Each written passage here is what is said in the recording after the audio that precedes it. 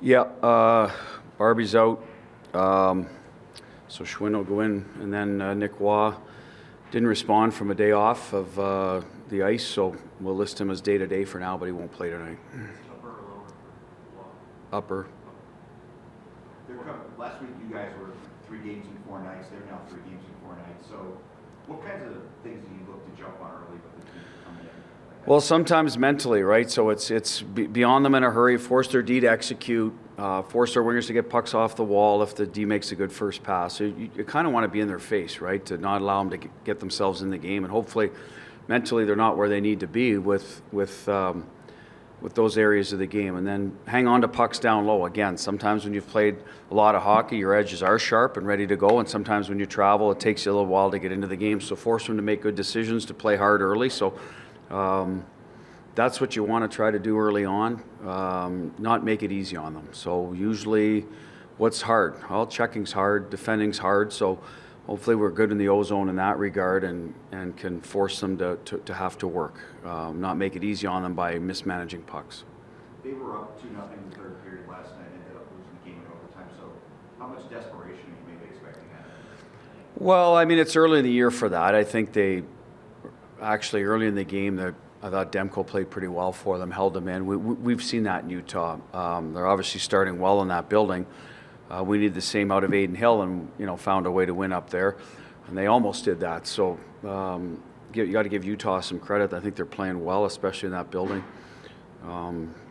So for us, listen, they're probably unhappy. They left a point on the table.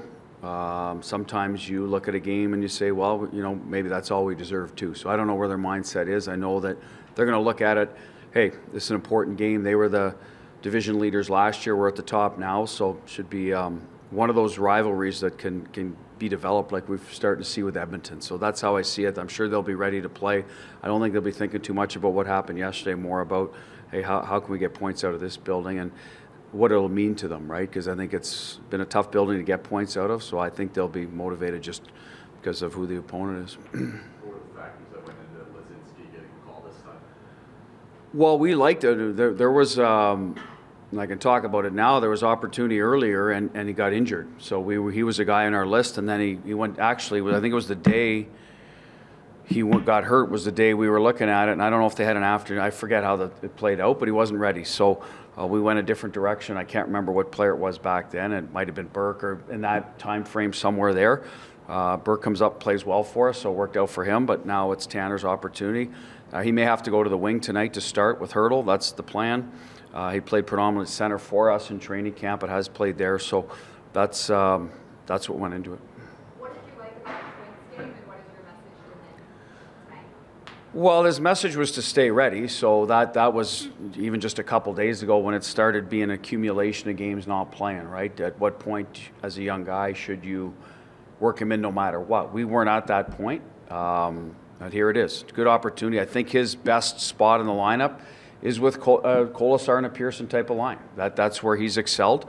So for him, it should be he should be comfortable, very comfortable in that.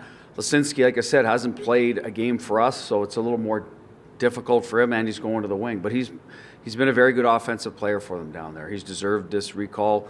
As I said, he got hurt, and so I think for him, he'll be comfortable to not get away from your question. But I think both of them should be fine in where they're coming in, and they're coming into a time where the team's playing well. So I think it's always easier when you're getting called up when things are going well than when you're on a losing streak, because now there's more pressure, everything's magnified. Just go play, help the team win. So that's the message to both of them.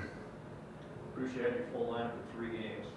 I get a couple of guys out, but you've dealt with this all year. It's just something that Well, I think it's 2.5 years, Ghosh, to be honest. We've always had guys in and out. I think our guys handle it well. The next guy up gets an opportunity. So for me, the opportunity today is Pav a little bit. He's moving up with Jack and Stoney, right? And so maybe an opportunity for him is goal scoring isn't on the same pace it was earlier. Now there's an opportunity to probably see lots of pucks. So have at it until Barbie's ready to go.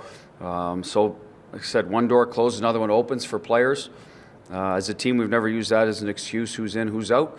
I think we handled Stoney's absence pretty well, and we'll handle the next absence well too. It's just up to the next guy to get in there. That speaks probably to the depth of your team and for the ability of the other players to rise up around them and understand that, hey, need a little bit more tonight when someone's out. That's usually what happens around here, and that's what I expect will happen with a couple of guys out now. Vancouver's had some roster churn, or have you noticed anything different about their game year to year? No, I think Talk's got them playing a sound defensive game. Their D zone looks a lot like ours, so I think they rely on their D to take care of the front of the net, the goalie to stop shots from certain areas, be predictable. Offensively, transition game maybe a little different when guys are in and out. When Miller was out, he's good off the rush. That's going to change. Hughes is still in the lineup, so he's going to dominate offensive touches, whether it's through the neutral zone.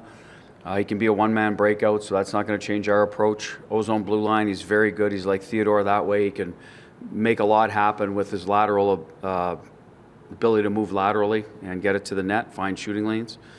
That hasn't changed. The guys they rely on to score, Peterson and Miller, they're back in. Besser. They've added some pieces. I know Jake DeBrusque well. He's having a great year for them. He's getting to the interior ice to the front of the net, so we're going to have to account for him.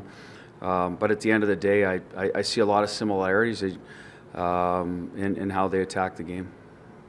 How do you prepare to play against Quinn Hughes? Well, we've got a angle. I mean, everyone's like, well, you got to close, take away time and space. Okay, he's one of the fastest guys out there, so that's easier said than done. I think if you can take good angles on him, Gary, and put him in ice that maybe he doesn't want to be in, there's a little more or less comfortable. That's how I would attack, especially in the ozone. Get him on his backhand a little more, and close off those shooting lanes in a hurry so he can't get around pucks. Just push him farther away from the net. And on the breakouts, as I said, if you can get it out of his hands early, he's probably going to make a good pass, but not allow him to get it back through the neutral zone where he's flying through. That's a good win for us, because he's a guy that, again, drives a lot of stuff for them. So that's how we'll look at it. Obviously, we'd love to be physical against them and finish them every chance we get. I think every team says that. A little easier said than done. So to me, it's where his puck touches, and not allow him to get into the space he wants. Which side do you feel more comfortable with Olofsson on? I don't know if I have the answer to that yet, to be honest. Most guys I like on their strong sides. He's a guy that's found a way to handle pucks on his offside and be okay with it. So he may be one of those guys that go back and forth. Pav we've been good with for the most part. We're okay with. Olofsson might be trending that way, which was a good advantage for us because when we're healthy, we have a lot of left sticks. So to be able to move a guy over there and play kind of behind Stone, I think is a good fill for us if he can do it. When you have one injury, often you don't want to mess with all of the lines, so you'll kind of just plug in so that one line is changed. When two guys are out, does it free you up a little bit to be a little bit more creative in how you're gonna change your lines?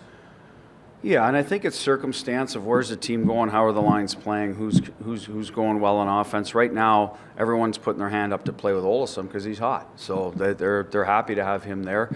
So that's an easy switch for whatever centerman and sort of line he jumps on. He could have went in Barbie's spot. I just thought, okay, Pav, like it's dried up a little for him, not a lot. I think he's still getting opportunities. Okay, well, let's shift him up there and see if that helps get him going, and then we'll deal with it going forward. And some of it depends on the severity of the injury, right? You never know how long a guy's going to be out, but sometimes you have a better idea. Hey, this might be just a week thing. So, let's keep that in mind going forward. Sometimes you're looking for something that, hey, we might have to deal with this 4 to 6. So, let's give it a longer try. So I think it's a lot of severity of the injury. How long do you think you're going to be out? How's the team going? How's the player going? How's the line going to react? Have they played with him before? Jack's played with Pav a little bit before. I think he's got some similar traits to Barbie in terms of he's willing to get inside, doesn't need the puck in the neutral zone, not that type of player where it's more about I'll get it to you and then get open at the other end. So I think that would be a good fit. As I said, Ole and Carlson, where we're still learning with Ole, hasn't played that much, but hey, they played well in Minnesota, found a way to create some offense. So that's how we landed on a little bit of where we're going now, and we'll sort it out from there.